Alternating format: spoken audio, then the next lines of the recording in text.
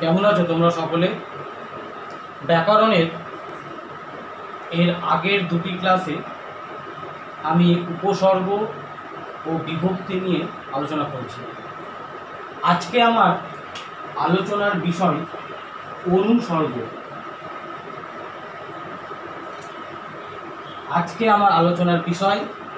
অনুসর্গ।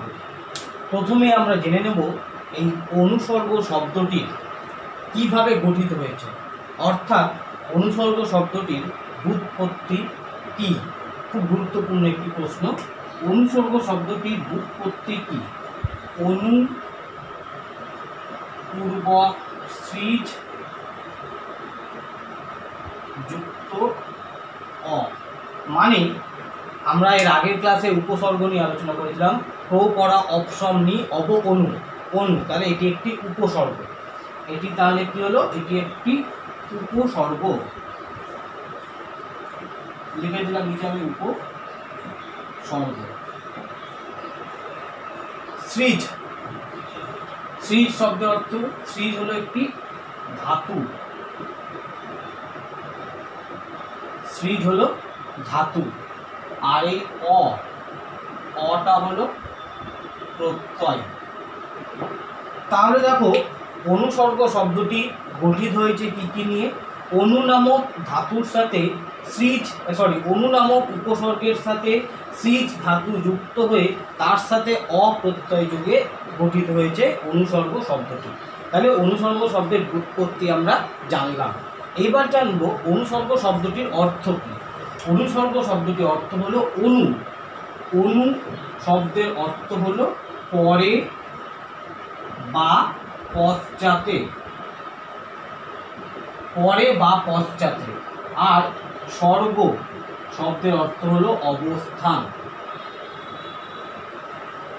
অবস্থান। তাহলে অনুসর্গ শব্দের অর্থ কি দাঁড়ালো? অনুসর্গ শব্দের অর্থ হলো পরে অবস্থান।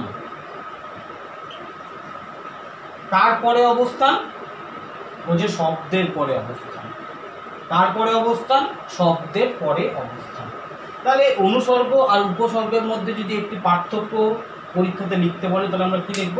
যে উপসর্গ শব্দের আগে বসে, অনুসর্গ শব্দের পরে বসে, তাই তো? আমরা বলছি শুনো, উপসর্গ শব্দের আগে বসে, অনুসর্গ শব্দের পরে বসে। অনুসর্গ এই নামটি ছাড়াও আরও বিভিন্ন নামে এটি পরিচিত। মানে অনুসর্গ এই নাম ছাড়াও আরও অনেক নাম রয়েছে অনুসর্গ। কি কি? একটি হলো পরসর্গ, আর কি কর্ম প্রবচনীয়। কর্ম প্রবচনীয়। অনুসর্গ ছাড়াও কিন্তু আমরা এই দুটো নামেও কিন্তু অনুসর্গকে ডেকে থাকি। অনুসর্গ নাম ছাড়া আর কি কি নাম রয়েছে অনুসর্গের? পরসর্গ মানে পরে অবস্থান, কর্ম প্রবচনীয়। তাহলে এখান থেকে আমরা কি কি জানলাম? এখান থেকে আমরা জানলাম অনুসর্গ শব্দটির ব্যুৎপত্তি কী, আমরা জানলাম অনুসর্গ শব্দটির অর্থ কী, আমরা জানলাম অনুসর্গের অপর নাম কী। অনুসর্গের অপর নাম হলো পরসর্গ, আর একটি হলো কর্ম প্রবচনীয়। এইবার আমরা জানবো যে অনুসর্গ কাকে বলে। আমি এখানে সংজ্ঞাটা লিখে দিচ্ছি। যে শব্দ বিশেষ্য বা সর্বনাম পদের পর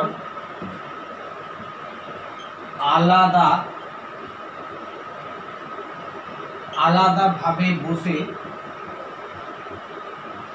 বিভক্তির কাজ করে, বিভক্তির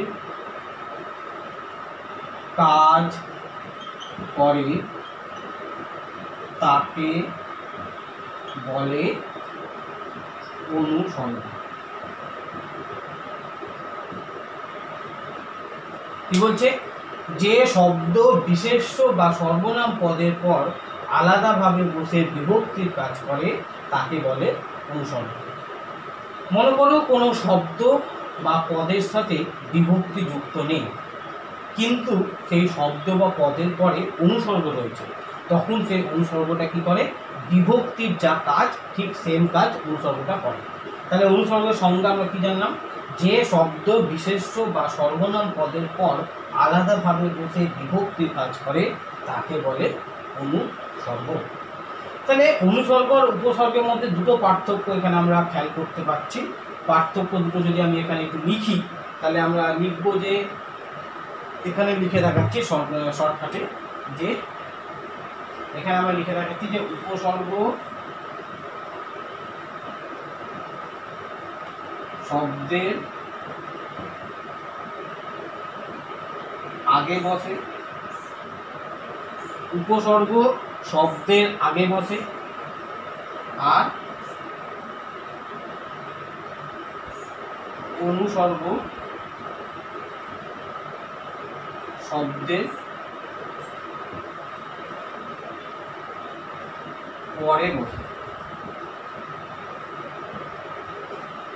এটা আমরা একটা পার্থক্য পেলাম যে উপসর্গ শব্দের আগে বসে, অনুসর্গ শব্দের পরে বসে, তাই তো। আর 2 নম্বর পার্থক্য কি? 2 নম্বর পার্থক্য আমরা কি লিখতে পারি?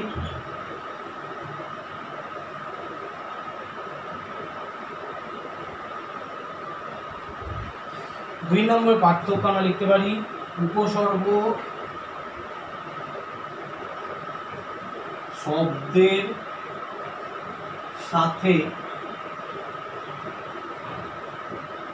যুক্ত অবস্থায় বসে। কি লিখলাম? যে উপসর্গ শব্দের সাথে যুক্ত অবস্থায় বসে। যেমন যদি এখানে আমি একটা উদাহরণ দিয়ে রাখো, হাড়, হাড় এই শব্দের আগে আমি প্র উপসর্গ যে যুক্ত করি তবে হয়ে যাবে কি? প্রহার। তবে খেয়াল করো এখানে প্রহার শব্দের মধ্যে প্র এটি কিন্তু শব্দের সাথে যুক্ত অবস্থায় আছে, আলাদাভাবে নেই। কিন্তু অনুসর্গ কি হয়? শব্দের পরে আলাদাভাবে বসে। কিন্তু অনুসর্গ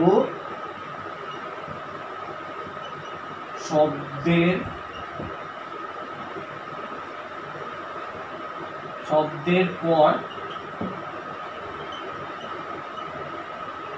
আলাদাভাবে বসে। তাহলে দেখো আমরা এখানে উপসর্গ আর অনুসর্গের দুটো পার্থক্য পেয়ে গেলাম। পার্থক্যগুলো আমরা কি কি লিখলাম একবার পড়ে নিই। যে উপসর্গ, 1 নম্বর পার্থক্য কি পেলাম? উপসর্গ শব্দের আগে বসে, অনুসর্গ শব্দের পরে বসে। উপসর্গ শব্দের সাথে যুক্ত অবস্থায় বসে। এখানে আমরা একটা উদাহরণ দিয়ে দেখিয়েছি যে হাড় এই শব্দের সঙ্গে প্র উপসর্গটি যুক্ত হয়ে তৈরি হয়েছে প্রহার, তাই তো। কিন্তু অনুসর্গ শব্দের পর আলাদাভাবে বসে। এক্ষেত্রে তুমি দেখো শুধু দেখো যে প্রহার, প্রহার দেখো, প্রহার এই শব্দের সাথে যে প্র অংশটা রয়েছে প্রহার শব্দের, সেই প্রটা কিন্তু যুক্ত অবস্থায় রয়েছে, আলাদাভাবে নেই। কিন্তু অনুসর্গ কখনোই শব্দের সাথে যুক্ত অবস্থায় বসে না, পৃথকভাবে বা আলাদাভাবে বসে। এটা হলো উপসর্গ আর অনুসর্গের মধ্যে পার্থক্য। এবার আমরা জানবো অনুসর্গের শ্রেণী বিভাগ।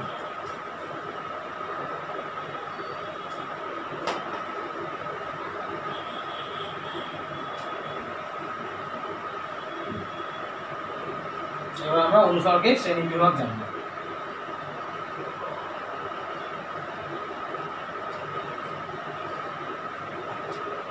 অনুসর্গের শ্রেণী বিভাগটা আমি বোর্ডে করে দিচ্ছি। প্রথমে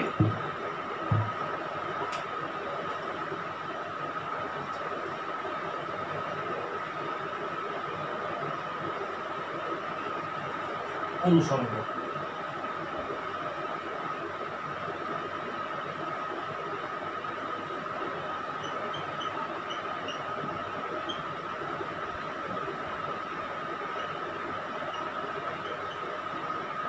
শব্দজাত অনুসর্গ,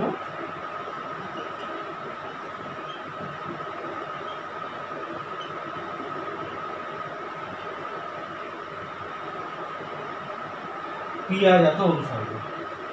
এই শব্দজাত অনুসর্গকে আবার আমরা 3টে ভাগে ভাগ করছি। সংস্কৃত তৎসম অনুসর্গ,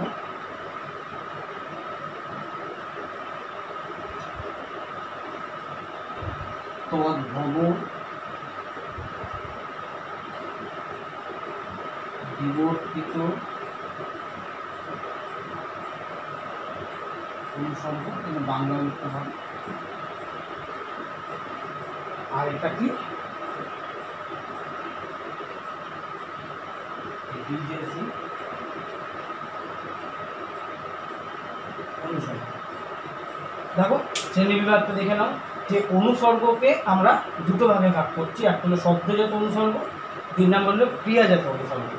এই শব্দজাত অনুসর্গকে আবার 3টে ভাগে ভাগ করা হয়, সংস্কৃত অনুসর্গ বা তৎসম অনুসর্গ, তদ্ভব অনুসর্গ বা বিবর্তিত অনুসর্গ বা বাংলা উপসর্গ, আবার অনেকে এটিকে বলে রূপান্তরিত অনুসর্গ। আর 3 নম্বর হলো বিদেশি অনুসর্গ, বিদেশি অনুসর্গ। এই ক্রিয়াজাত অনুসর্গে কিন্তু কোনো প্রকার ভেদ নেই। এবার আমরা এক এক করে ধরে ধরে আলোচনা করব, ঠিক আছে। প্রথমে আমরা জানবো সংস্কৃত অনুসর্গ বা তৎসম অনুসর্গ কী। দেখো তৎসম, তৎসম এটাকে যদি আমরা ভাঙি তাহলে কী পাবো? তৎ যুক্ত সম, তাই তো। তৎ, তৎ শব্দের অর্থ হলো তার, আর সম, সম শব্দের অর্থ হলো সমান। তাহলে তৎসম শব্দের অর্থ কী হলো? তার সমান। তার বলতে কার সমান? সংস্কৃতের সমান। তার বলতে এখানে কাকে বোঝানো যাচ্ছে? সংস্কৃত। তার বলতে গেলে সংস্কৃতকে বোঝানো হয়েছে। তাহলে তৎসম অনুসর্গ আমরা কোনগুলোকে বলবো? যে সমস্ত অনুসর্গ সংস্কৃত ভাষা থেকে গৃহীত হয়েছে কোনো রকম পরিবর্তন ছাড়াই, তাকে বলা হয় তৎসম অনুসর্গ। কি বললাম? আবার বলছি, যে সমস্ত অনুসর্গ কোনো রকম পরিবর্তন ছাড়াই সংস্কৃত ভাষা থেকে সরাসরি বাংলা ভাষায় গৃহীত হয়েছে, তাকে বলা হয় তৎসম অনুসর্গ।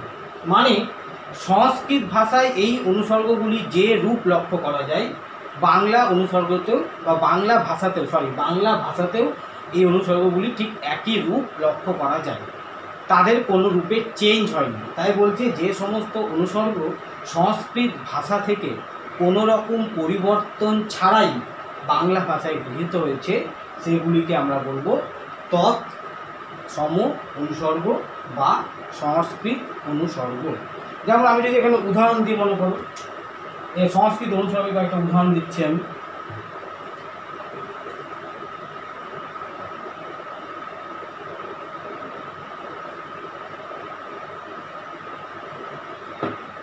যেমন অভিমুখ, তারপরে পশ্চাৎ, নিমিত্ত, অভিমুখ, পশ্চাৎ, নিমিত্ত, ব্যতীত, ঠিক আছে। তারপরে সম্মুখে, অভিমুখ, পশ্চাৎ, নিমিত্ত, ব্যতীত, সম্মুখে, দিকে, তারপরে অন্তরে, এগুলো সবগুলো সংস্কৃত অনুসর্গ। কারণ সংস্কৃত ভাষাতে এদের যা রূপ, বাংলা ভাষাতেও সেই রূপ। মানে সংস্কৃত ভাষাতেও আমরা অভিমুখ পাই, বাংলা ভাষাতেও আমরা এই অভিমুখ এই রূপটাকেই পাই, চেঞ্জ হয় না। পশ্চাৎ, সংস্কৃত ভাষাতেও আমরা এই পশ্চাতের উল্লেখ পাই, বাংলা ভাষাতেও কিন্তু ঠিক একই রূপ, পশ্চাৎই আমরা ব্যবহার করি। অর্থাৎ এগুলো কোনো রকম পরিবর্তন ছাড়াই কিন্তু কী হয়েছে? বাংলা ভাষায় গৃহীত হয়েছে। আমি কয়েকটা লিখলাম, তোমাদের ব্যাকরণের বইয়ে আরও অনেকগুলো আছে, সেগুলো তোমরা কিন্তু সবগুলো পড়বে। অভিমুখ, পশ্চাৎ, নিমিত্ত, ব্যতীত, সম্মুখে, দিকে, অন্তর। এইবার প্রশ্ন আসলো যে এখান থেকে স্যার কীরকম প্রশ্ন আসতে পারে?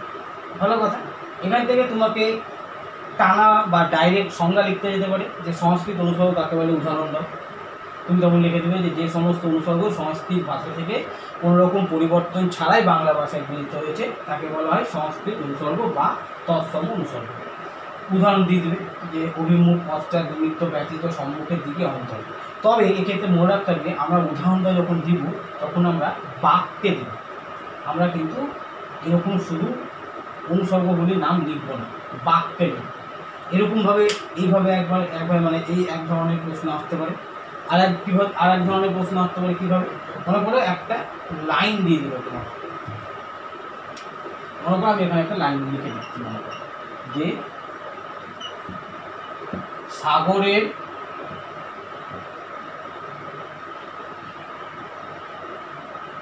অভিমুখে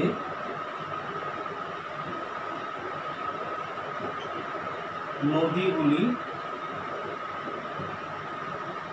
ছুটে চলে। কে লিখলাম যে সাগরের অভিমুখে নদীগুলি ছুটে চলে। মনে করো এই বাক্যটা পরীক্ষাতে দিয়ে দিল, দিয়ে বলল যে নিচের বাক্যটি থেকে অনুসর্গ চিহ্নিত করে সেটি কি ধরনের অনুসর্গ তা উল্লেখ করো। তখন তোমার কী করতে হবে যে এই অভিমুখে এটার তলায় দাগ দিতে হবে এবং দিয়ে লিখে দিতে হবে এটি হলো সংস্কৃত অনুসর্গ। সংস্কৃত অনুসর্গ। কিন্তু পরীক্ষাতে যদি বলে শুধু চিহ্নিত করতে, তবে তোমরা কিন্তু শুধু চিহ্নিত করে দিলেই হবে, সেক্ষেত্রে নাম লিখতে হবে না। কেউ যদি লিখতে চাই অবভিয়াসলি সে লিখতে পারে, ভালো, কিন্তু পরীক্ষাতে যদি উল্লেখ করে দেয় যে কোন শ্রেণীর অনুসর্গ তা উল্লেখ করো, তবে অবশ্যই কিন্তু করতে হবে। আর যদি বলে শুধু চিহ্নিত করে, সেক্ষেত্রে তোমরা শুধু চিহ্নিত করতে পারো। আবার কেউ যদি চায় আমি নামটা লিখে দেবো, তবে গুড, ভালো, সে লিখতে পারে। এইভাবে কিন্তু প্রশ্নগুলো আসতে পারে। এরকম করে মনে করো পরীক্ষাতে 4টা বাক্য দিয়ে দিল হাফ হাফ করে 2 নম্বর, যে 4টা বাক্যের জন্য প্রত্যেকটা বাক্যের জন্য হাফ হাফ হাফ হাফ 2 নম্বর, যে প্রত্যেকটি নিম্নের প্রত্যেকটি বাক্য থেকে অনুসর্গগুলি চিহ্নিত করে। তাই তোমাদের ব্যাকরণ বইয়ে অনুসর্গের যে উদাহরণগুলি রয়েছে সেই অনুসর্গ নামগুলো কিন্তু তোমাদের ব্যাকরণ বই দেওয়া আছে। সেই ব্যাকরণ বই থেকে যে যে অনুসর্গগুলির নাম রয়েছে সেগুলো সবগুলো পড়বে, আমি কয়েকটা লেখা, ঠিক আছে। এবার আমরা চলে যাব বাংলা অনুসর্গ বা তদ্ভব অনুসর্গ।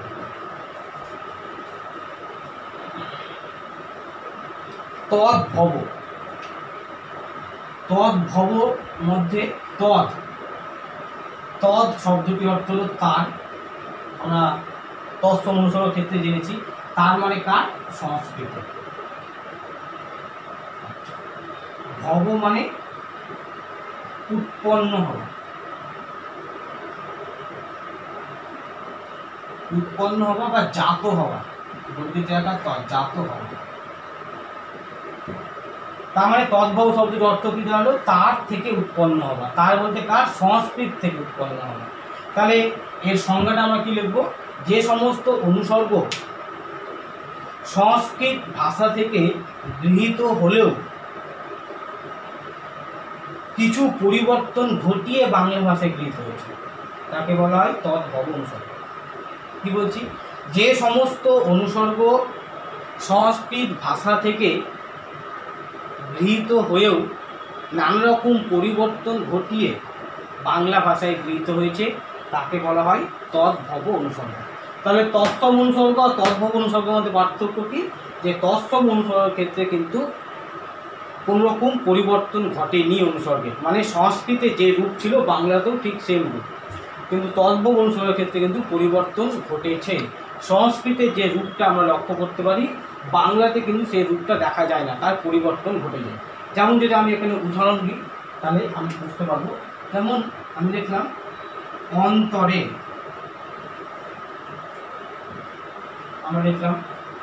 আমরা দেখলাম কাছে, ঠিক আছে। আমরা লিখলাম পার্শ্ব, আমরা লিখলাম পশ্চাৎ। বুঝতে পারছো, অন্তরে, কাছে, পার্শ্ব, পশ্চাৎ। যেমন অন্তরে, এটা কোন কি থেকে এসছে, তরে থেকে।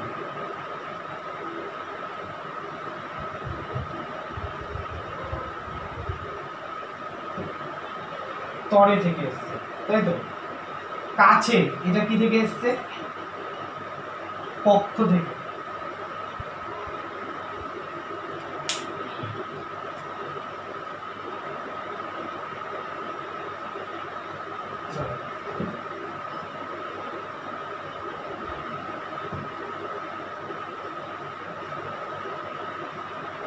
কাছে, আগে সংস্কৃত রূপগুলো লিখি, তাহলে পরে বুঝতে সুবিধা।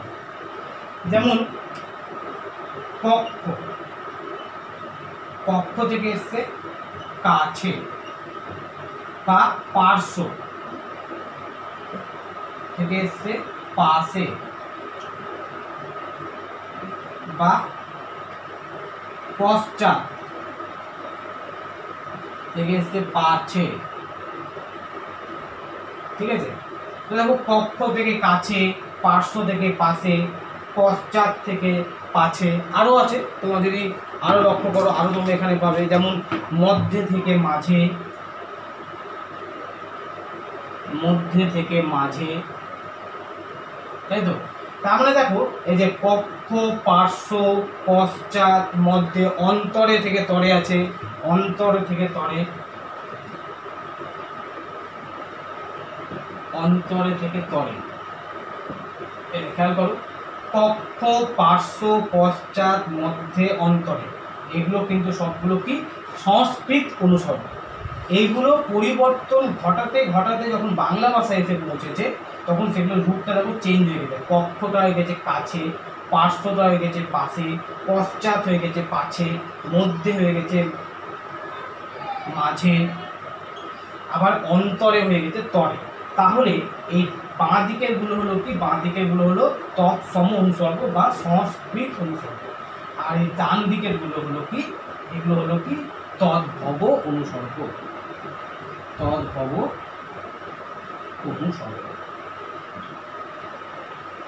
তাহলে আমরা তৎসম জানলাম, তদ্ভব জানলাম। তদ্ভবের ক্ষেত্রে আমরা কি জানলাম, যে সংস্কৃত ভাষা থেকে গৃহীত হলেও সেটি কি হচ্ছে পরিবর্তন ঘটিয়ে, সেটি কি হচ্ছে নানা রকম পরিবর্তন ঘটিয়ে বাংলা ভাষায় গৃহীত হচ্ছে, সেগুলোকে বলা হচ্ছে তদ্ভব।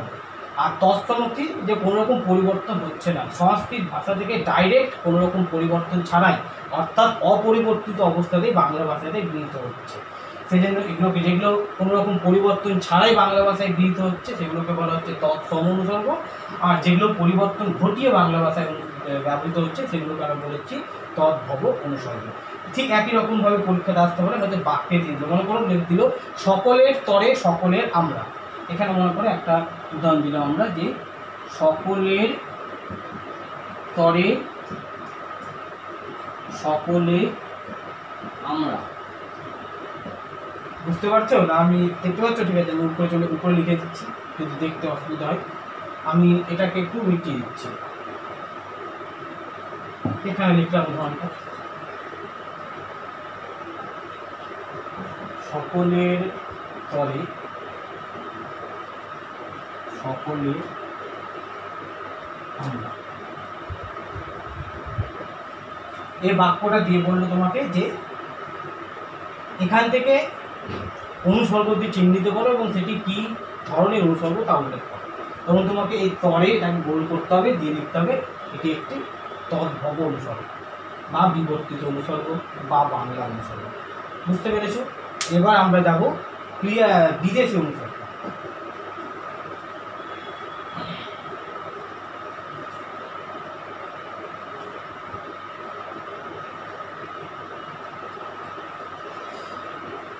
বিদেশি অনুসর্গ কি, যে আমরা সবাই জানি যে আমাদের ভারতবর্ষে দ্বাদশ শতাব্দীর পর থেকে প্রায় দ্বাদশ শতাব্দী থেকে প্রায় দীর্ঘদিন মুসলমানরা শাসন করেছে। তাদের প্রধান ভাষা ছিল আরবি ও ফার্সি। এছাড়াও বিভিন্ন বিদেশি ব্যবসায়ী ব্যবসার উদ্দেশ্যে আমাদের ভারতবর্ষে এসেছে এবং ভারতবর্ষের সভ্যতা ও সংস্কৃতির সঙ্গে মিশে গিয়েছে। আবার অপরদিকে অন্যদিকে যদি আমরা দেখি যে ইংরেজরা প্রায় 200 বছর আমাদের দেশে কী করেছে, শাসন করেছে আমাদের দেশে। তাহলে এক কথায় আমরা বলতে পারি যে ভারতবর্ষে বিভিন্ন জাতের বিভিন্ন শ্রেণীর মানুষের আগমন ঘটেছে এবং তাদের ভাষাও ছিল বিভিন্ন। তো এই সমস্ত মানুষদের ভাষা থেকে কিছু কিছু শব্দ অনুসর্গ আমাদের বাংলা ভাষায় গৃহীত হয়ে বা বাংলা ভাষায় স্থান লাভ করে বাংলা ভাষাকে কী করেছে, সমৃদ্ধ করেছে। সেইগুলোকে আমরা বলবো বিদেশি অনুসর্গ। বিদেশি অনুসর্গ বেশি নেই। বিদেশি অনুসর্গ কী কী আছে,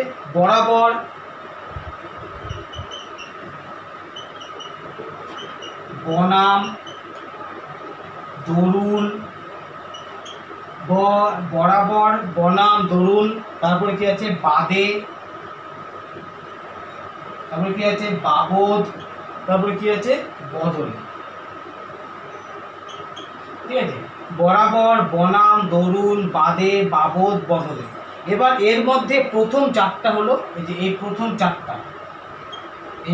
চারটা হলো ফার্সি উপসর্গ, মনে রাখবে কিন্তু এই প্রথম চারটা হলো ফার্সি উপসর্গ।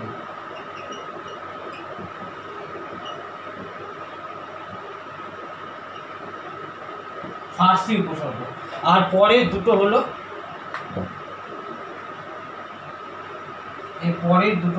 আরবি উপসর্গ, ফার্সি অনুসর্গ, আর এটা হলো আরবি অনুসর্গ। দেখো এই ওয়ার্ডগুলো কিন্তু আমরা প্রায় ইউজ করে থাকি, যে বরাবর, বনাম, বলে না ভারত বনাম বাংলাদেশের ম্যাচ, দরুন, অনাবৃষ্টির দরুন, অনাবৃষ্টি মানে কি বৃষ্টি হয়নি, অনাবৃষ্টির দরুন খরা দেখা দিয়েছে। বাবদ, বাবদ কি হবে, যে আংটিটির বাবদ আমি 500 টাকা নিয়েছি। ঠিক আছে, তো দেখো এগুলো প্রত্যেকটাই কি আমাদের বিদেশি অনুসর্গ, বরাবর, বনাম, দরুন, বাদে, বাবদ, বদলে। তো এখান থেকে প্রশ্ন কি আসতে পারে, এখান থেকে ঠিক একই রকমভাবে বাক্যে দিয়ে বলতে পারে যে অনুসর্গ চিহ্নিত করে এবং কোন শ্রেণীর অনুসর্গ তা উল্লেখ করো। আবার দিতে পারে যে দুটি আরবি অনুসর্গের নাম লেখো, তখন তুমি যদি বনাম আর দরুন লেখো তবে কাটা। আরবি অনুসর্গ কোনটা, বাবদ আর বদলে। আবার দিতে পারে যে দুটি ফার্সি অনুসর্গের নাম লেখো তখনটা। আবার এভাবে দিতে পারে যে 3টি বিদেশি অনুসর্গের নাম লেখো, তখন তোমরা যে কোনো 3টা লিখতে পারো। কিন্তু যদি উল্লেখ করে দেয় ফার্সি বা আরবি তখন কিন্তু এটা কাজে লাগবে। সেই জন্য বলছি এটা মনে রাখবে যে প্রথম যে চারটা, এই চারটা হলো ফার্সি অনুসর্গ এবং পরের দুটো হলো আরবি অনুসর্গ। এবার আমরা জানবো ক্রিয়াজাত অনুসর্গ। আচ্ছা, এটা একটু মুছে দিচ্ছি আমি।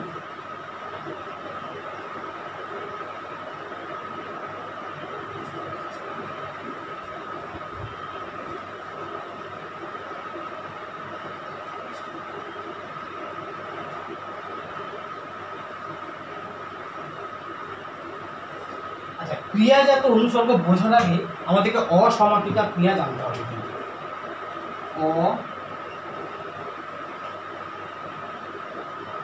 অসমাপিকা ক্রিয়া, এটা আগে আমাদেরকে জানতে হবে। অসমাপিকা ক্রিয়া কাকে বলে, যে ক্রিয়া বাক্যের অর্থ সম্পূর্ণরূপে প্রকাশ করে না সেগুলিকে বলা হয় অসমাপিকা ক্রিয়া। কি বললাম, যে ক্রিয়া বাক্যের অর্থ সম্পূর্ণরূপে প্রকাশ করে না। আমি এখানে সংক্ষেপে লিখছি যে বাক্যের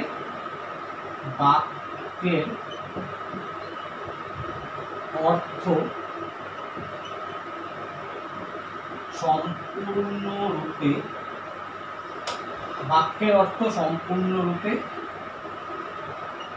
প্রকাশ করে না তাকে বলা হয় অসমাপিকা ক্রিয়া। আবার যে ক্রিয়া বাক্যের অর্থ সম্পূর্ণরূপে প্রকাশ করে তাকে বলা হয় সমাপিকা ক্রিয়া।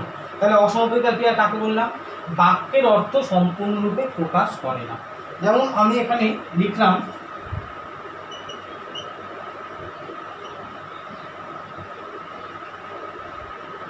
কি লিখলাম দেখো, সূর্য উঠলে, এখানে ক্রিয়া কোনটা, এই যে উঠলে। কিন্তু দেখো বাক্যটা অর্থ কিন্তু ক্লিয়ার হচ্ছে না। সূর্য উঠলে মানে উঠলে কি হবে, সূর্য উঠলে। কিন্তু তারপরে যদি আমি লিখি যে পদ্ম ফোটে, সূর্য উঠলে পদ্ম ফোটে, এবার দেখো বাক্যের অর্থ সম্পূর্ণরূপে প্রকাশ পাচ্ছে। তাহলে এই বাক্যে দুটো ক্রিয়া আছে, এটা হলো অসমাপিকা ক্রিয়া, আর ফোটেটা কি, সমাপিকা ক্রিয়া। কারণ কি, কারণ পদ্ম ফোটে এই ক্রিয়াপদটা কি করছে, আমাদের বাক্যের অর্থটা সম্পূর্ণরূপে প্রকাশ করছে, সেই জন্য ফোটেটা হলো সমাপিকা ক্রিয়া। কিন্তু যদি মনে করো পদ্ম ফোটে না নাই, শুধু সূর্য উঠলে কি হয়, আমাদের কিন্তু মনে প্রশ্ন জেগে যাচ্ছে বা আমাদের মনের বাক্যের অর্থ সম্পূর্ণরূপে প্রকাশ পাচ্ছে না। তাই এখানে উঠলেটা হলো অসমাপিকা ক্রিয়া আর ফোটেটা হলো সমাপিকা ক্রিয়া। আশা করি অসমাপিকা ক্রিয়াটা বুঝতে পেরেছো। আবার বলছি, যে ক্রিয়া বাক্যের অর্থ সম্পূর্ণরূপে প্রকাশ করে তাকে বলা হয় সমাপিকা ক্রিয়া, আর যে ক্রিয়া বাক্যের অর্থ সম্পূর্ণরূপে প্রকাশ করে না তাকে বলা হয় অসমাপিকা ক্রিয়া। যেমন দেখো, সূর্য উঠলে, এখানে মনে করো তোমরা ভেবে নাও যে পদ্ম ফোটেটা নাই আপাতত, তাহলে সূর্য উঠলে যদি আমরা এইটুকুটাই দেখি, তাহলে সূর্য উঠলে কি হয়, আমাদের মনের ভাব কিন্তু সম্পূর্ণরূপে প্রকাশিত হচ্ছে না। তাই এখানে উঠলেটা হলো অসমাপিকা ক্রিয়া। কিন্তু যদি আমরা তারপরে সূর্য উঠলে পদ্ম ফোটে লিখে দিই, তাহলে দেখো এই ফোটে এই ক্রিয়াপদটা কী করছে, আমাদের মনের ভাবকে সম্পূর্ণরূপে প্রকাশ করে দিচ্ছে। তাই এটি হবে সমাপিকা ক্রিয়া। তাহলে আশা করি অসমাপিকা ক্রিয়া কী সেই ধারণাটা তোমরা বুঝতে পেরেছো।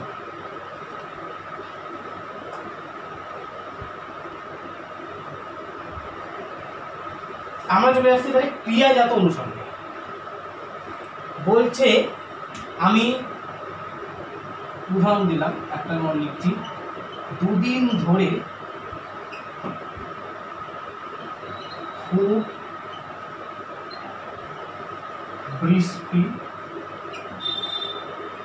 পড়ছে। কি লিখলাম? দুদিন ধরে খুব বৃষ্টি পড়ছে।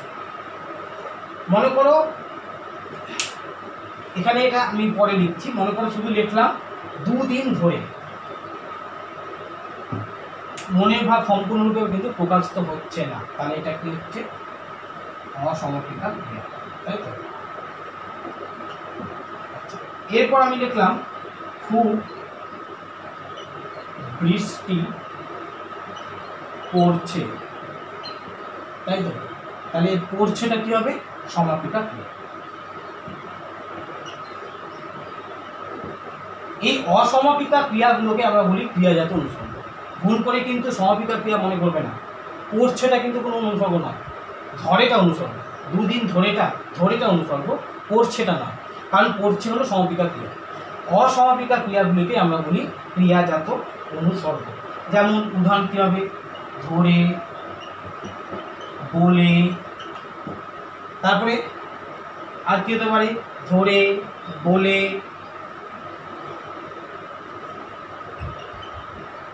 শুনে, থেকে, এই জাতীয় যে অসমাপিকা ক্রিয়াগুলো আছে সেগুলোকে আমরা বলবো ক্রিয়াজাত অনুসর্গ। আরও আছে, ধরে, বলে, শুনে, থেকে। তোমাদের বই কী আছে দেখি, তোমাদের বই ক্রিয়াজাত অনুসর্গটা না, ক্রিয়াজাত অনুসর্গটা এখানে আলাদা করে আলোচনা করা নেই, ঠিক আছে? কিন্তু তোমাদের উল্লেখ করে দেওয়া আছে ওই জায়গাটাতে, ধাতুজাত অনুসর্গ উল্লেখ করে দেওয়া আছে, কিন্তু আলোচনা নেই। আমি আলোচনাটা করে দিলাম যে ধরে, বলে, শুনে, থেকে, আর কী কী হতে পারে, চেয়ে, করে,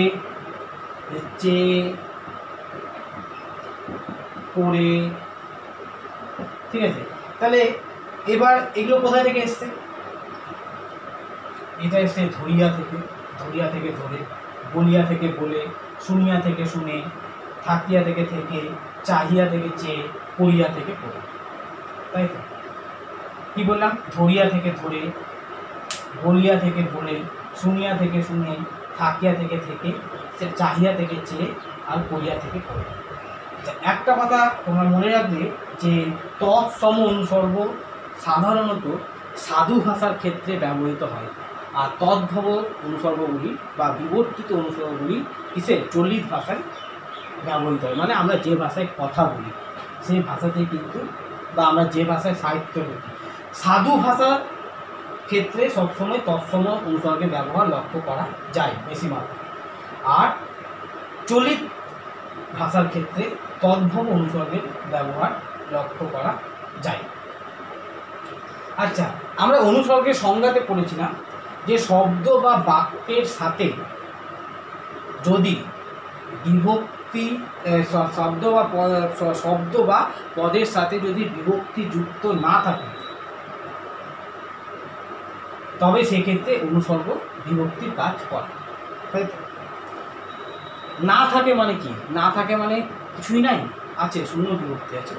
কারণ শব্দের সাথে যদি বিভক্তি যুক্তই না হয় তবে তো সেটা পদ হবে না, তাই না? কিছু নাই মানে কি? শূন্য বিভক্তি আছে। তো সেক্ষেত্রে অনুসর্গটা কী করছে? বিভক্তির কাজ করছে।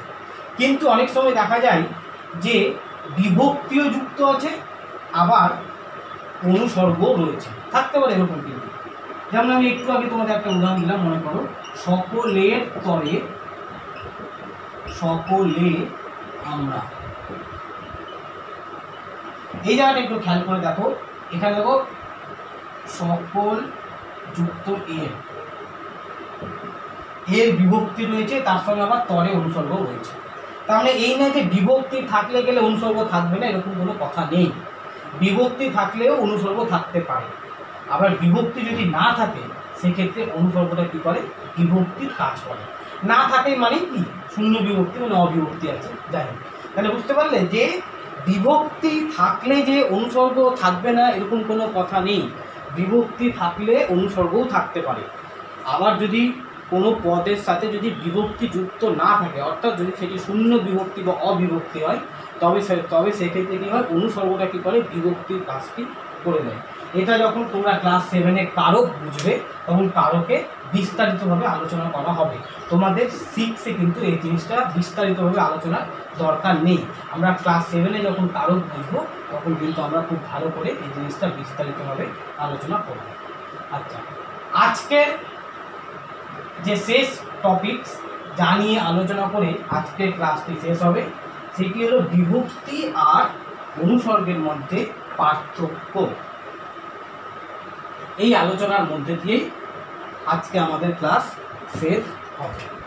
আমি বোর্ডের বাঁ দিকে লিখে দিলাম বিভক্তি, আর ডান দিকে লিখলাম অনুসর্গ।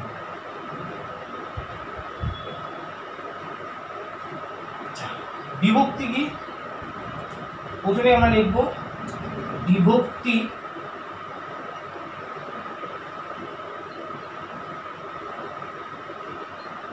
শব্দের পর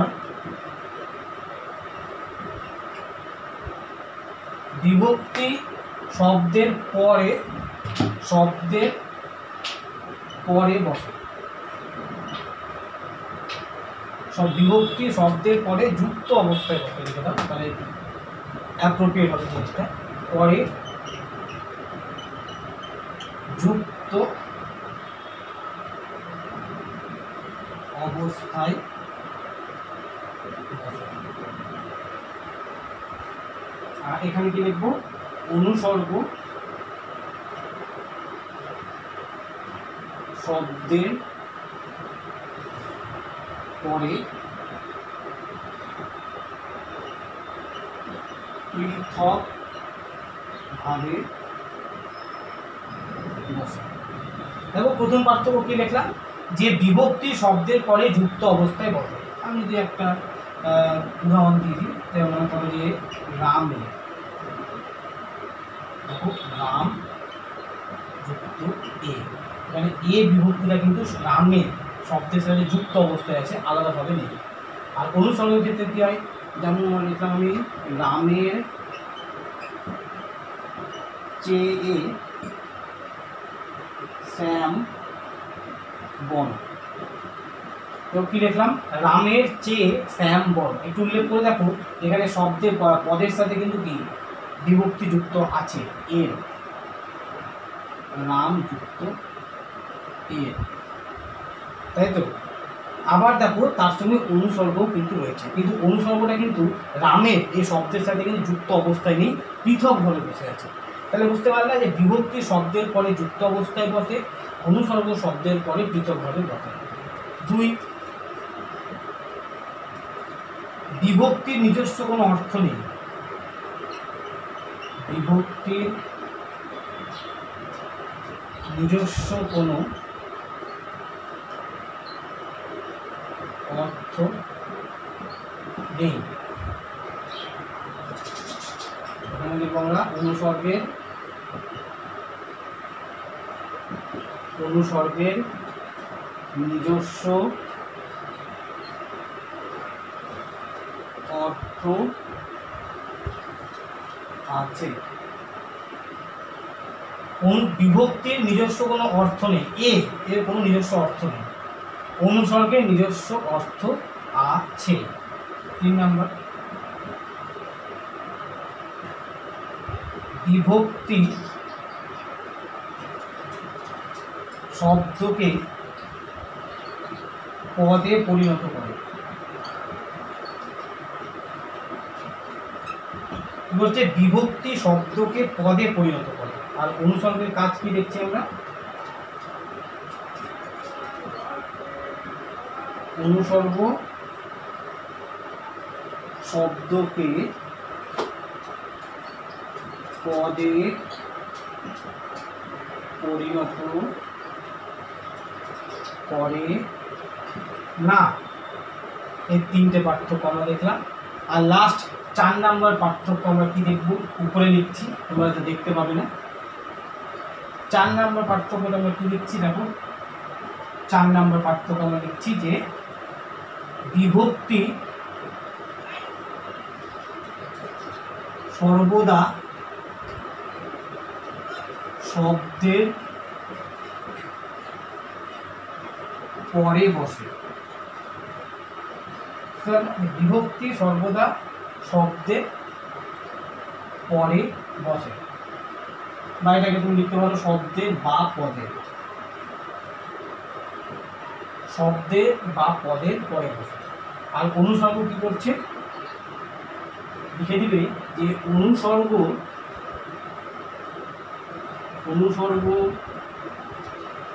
সাধারণত শব্দের পরে বসলেও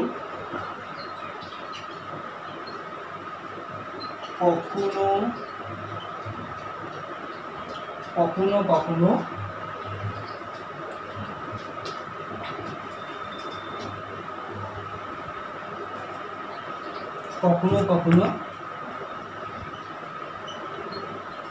আগেও বসতে পারি। কি লেখা দেখো, যে বিভক্তি সর্বদা শব্দের বা পদের পরে বসে, আর অনুসর্গ সাধারণত শব্দের পরে বসলেও কখনো কখনো আগেও বসতে পারে, ব্যতিক্রম সেগুলো।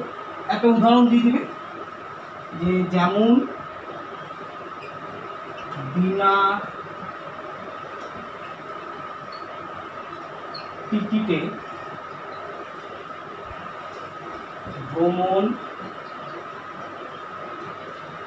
নিষেধ। কি লিখলাম, বিনা টিকিটে ভ্রমণ নিষেধ। এই যে বিনা, এটি কি বাংলা উপসর্গ, সরি বাংলা অনুসর্গ।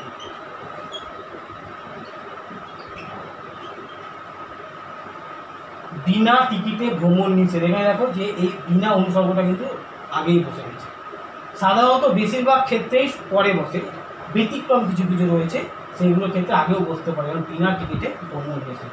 তাহলে আমরা বিভক্তি আর অনুসর্গের 4টা পার্থক্য পেলাম। এইটুকুই আজকে আমাদের ক্লাস। তাহলে আমাদের এই অধ্যায়ে যে 3টে আলোচনার বিষয় ছিল, 3টে আলোচনায় আমরা করে ফেললাম, বিভক্তি, উপসর্গ ও অনুসর্গ।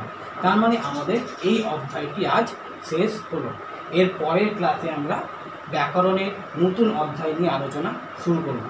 এই জিনিসগুলো তোমরা বাড়িতে ভালোমতো পড়বে, খাতাতে নোট ডাউন করবে এবং মুখস্থ করবে। খুব ইম্পর্টেন্ট এবং খুব গুরুত্বপূর্ণ অধ্যায় কিন্তু আমরা যেটা আজ শেষ করলাম। উপসর্গ, অনুসর্গ, বিভক্তি 3টেই কিন্তু খুব গুরুত্বপূর্ণ জিনিস বাংলা ব্যাকরণের ক্ষেত্রে। অতএব এই 3টে জিনিসকে খুব ভালো করে বুঝতে হবে, বাড়িতে ভালো করে পড়বে এবং লিখবে। উপসর্গগুলোর নাম মুখস্থ করে রাখবে, সেগুলো লিখে প্র্যাকটিস করবে। 21টা বাংলার 21টা উপসর্গ, সংস্কৃতে 20টা উপসর্গ। আবার অনুসর্গের ক্ষেত্রে তোমার তৎসম অনুসর্গগুলোর নাম মনে রাখার চেষ্টা করবে। বাংলা অনুসর্গ বা তদ্ভব অনুসর্গগুলোর নাম মনে রাখবে, বিদেশি অনুসর্গের নাম মনে রাখতে হবে। বিভক্তি আলোচনাটা ভালো মতো শুনতে হবে, বিভক্তি কাকে বলে, বিভক্তি কয় প্রকার, শব্দ বিভক্তি কী, ধাতু বিভক্তি কী। আবার বিভক্তি ও অনুসর্গের মধ্যে পার্থক্যটা একটু ভালো মতো করে রাখবে কি উপসর্গ ও অনুসর্গের মধ্যে পার্থক্য, অনুসর্গের ব্যুৎপত্তি কী, বা অনুসর্গ কথাটির অর্থ কী, উপসর্গ কথাটির অর্থ কী, বিভক্তি কথাটির অর্থ কী, এগুলো কিন্তু তোমরা অবশ্যই ভালো করে মনে রাখবে। ঠিক আছে, আজকের ক্লাস এইটুকুই। এর পরের ক্লাসে আমরা ব্যাকরণের নতুন অধ্যায় নিয়ে শুরু করব।